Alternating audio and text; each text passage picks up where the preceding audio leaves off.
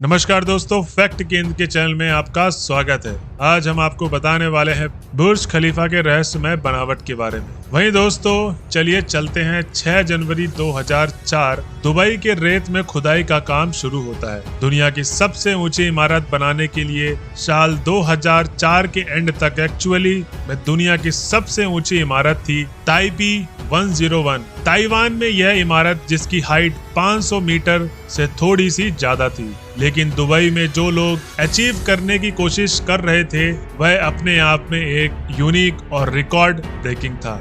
वो बिल्डिंग को इतना ऊंचा बनाना चाहते थे कि ये न सिर्फ दुनिया की सबसे टॉलेस्ट बिल्डिंग हो बल्कि सेकंड टॉलेस्ट बिल्डिंग से 62% ज्यादा ऊंची हो। मतलब इतना डिफरेंस बन जाएगी टॉलेस्ट और सेकंड टॉलेस्ट के बीच में कि अगली बार कोई इस रिकॉर्ड को तोड़ने के बारे में बार बार सोचे। बुर्ज खलीफा से पहले जितनी भी वर्ल्ड टॉलेस्ट बिल्डिंग बनी थी वो पिछले वर्ल्ड के टॉलेस्ट बिल्डिंगों में से 5 या 10% ज्यादा ऊंची होती थी। ज्यादा से ज्यादा 19% ऊंची होती थी। लेकिन यहाँ पर सीधा 829 मीटर मतलब 829 मीटर तक ले जाने की बात की जा रही थी। हाइट में करीब 62% का डिफरेंस करीब 5.5 साल का समय लगता। इस बिल्डिंग को कंस्ट्रक्ट करने के लिए 1 अक्टूबर 2009 को बुर्ज खलीफा की कंस्ट्रक्शन खत्म हो गई और दुनिया को हैरान करके रख देती है यह इमारत। बुर्ज खलीफा के सक्सेस को देखकर देशों ने अनाउंसमेंट करी कि वह इससे भी ज्यादा ऊंची इमारत बनाएंगे।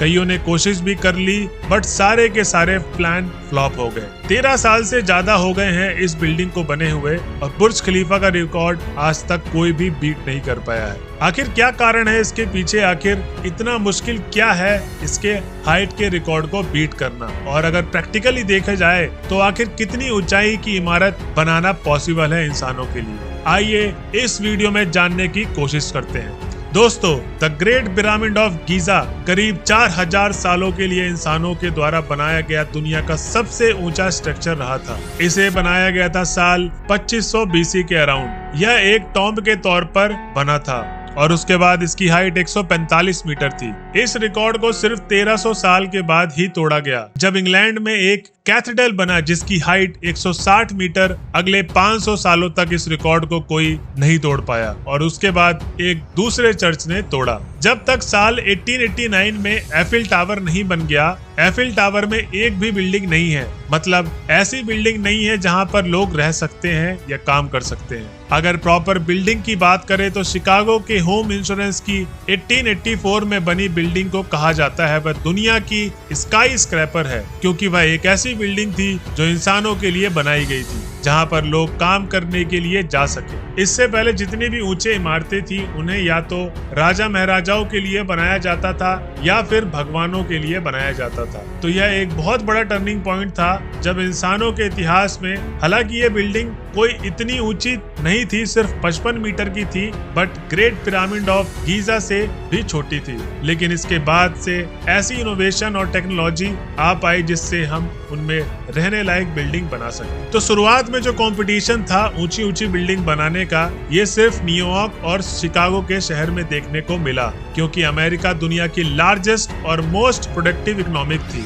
जो 19th सेंचुरी के एंड तक ये 2 शहर थे जहां पर सबसे ज्यादा इकोनॉमिक बूम देखने को मिल रही थी। इन शहरों में बहुत से लोग आकर रहना चाहते थे। बड़ी कंपनीज के द्वारा बड़े ऑफिस स्पेस की डिमांड थी और लोग को बेहतर तरीके से शहर में एकोमोडेट करने के लिए स्काई स्क्रैपर बनाने की जरूरत पड़ी थी।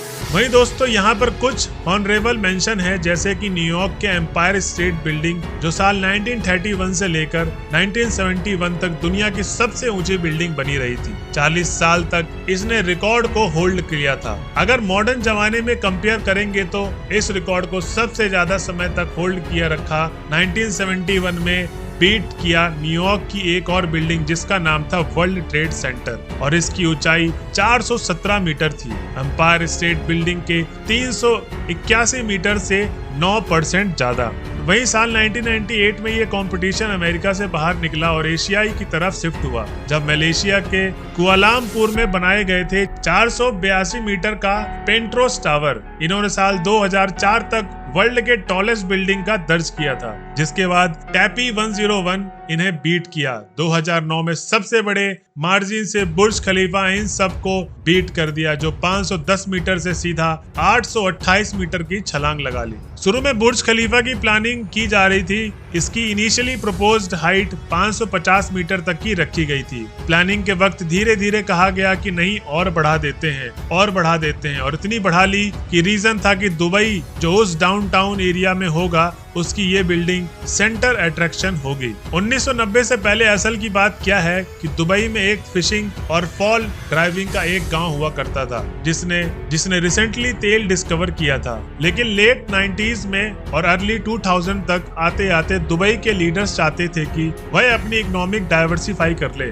और तेल के डिपेंड से आगे बढ़े। वो चाहते थे कि दुबई एक इंटरनेशनल टूरिज्म हब बन जाए। इंटरनेशनल अटेंशन देने के लिए और इनोवेट करने के लिए यहाँ पर उन्हें कुछ ऐसा करना था जिससे कि पूरी की पूरी दुनिया हैरान होकर रह जाए। बुर्ज खलीफा इतनी लंबी बिल्डिंग है कि अगर आप इसके ऊपर से नीचे तक छलांग लगाओगे तो आपको 13 सेकंड लग सकते हैं नीचे आने में। अगर कोई एयर रेजिस्टेंस ना हो तो अगर आप हवा को एक और एयर रेजिस्टेंस को अकाउंट में लेकर चलेंगे तो आपको ऊपर से कूदकर नीचे तक आने में आपको 20 सेकंड तक का समय लग सकता है। बुर्ज खलीफा इतनी ऊंची है, अगर आप इसके नीचे खड़े होकर सनसेट देखेंगे और जल्दी से लिफ्ट लेकर ऊपर तक जाओगे तो आप सनसेट को दोबारा देख सकते हो। वही बात करें कि बुर्ज खलीफा को बनाने का मकसद क्या था और इसे बनाने में कितना खर्च हुआ। इस पूरी बिल्डिंग को बनाने में 1.5 बिलियन डॉलर की कॉस्ट पड़ी, मतलब 12,000 से ज्यादा वर्कर लगे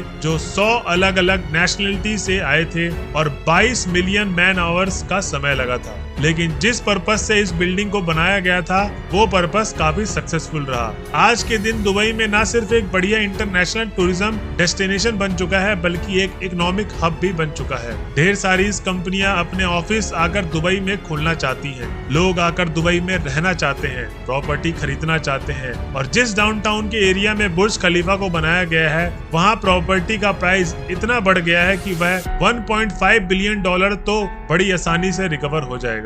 तो वही यह सवाल उठता है कि ऐसा क्या है बुर्ज खलीफा में जिसकी वजह से इसको बीट कर पाना इतना मुश्किल हो रहा है, और अगर इससे भी ऊंची बिल्डिंग बनाने की कोशिश की गई तो रियलिस्टिकली कितना ऊंचा इंसान बना सकता है। ये जानने के लिए पहले ये समझना होगा कि प्रॉब्लम्स क्या आती हैं। अब इतनी ऊंची बिल्डिंग्स बनाई जाती हैं तो जब बिल्डिंग्स इतनी ऊंची बनेगी तो उसे खुद का वजन और सपोर्ट करना पड़ेगा। इतनी हाइट पर बहुत तेज हवाएं चलती हैं और उसे इंश्योर करना पड़ता है कि हवाओं से कोई डैमेज ना हो, और बुर्ज खलीफा में इन सारे चैलेंज को ओवरकम किया है अपने इनोवेटिव डिजाइन के चलते। इसका डिजाइन अगर आप ऊपर से देखेंगे तो बिल्डिंग वाई शेप में है। एक ट्राइपॉड की तरह 3 विंग्स आ रहे हैं।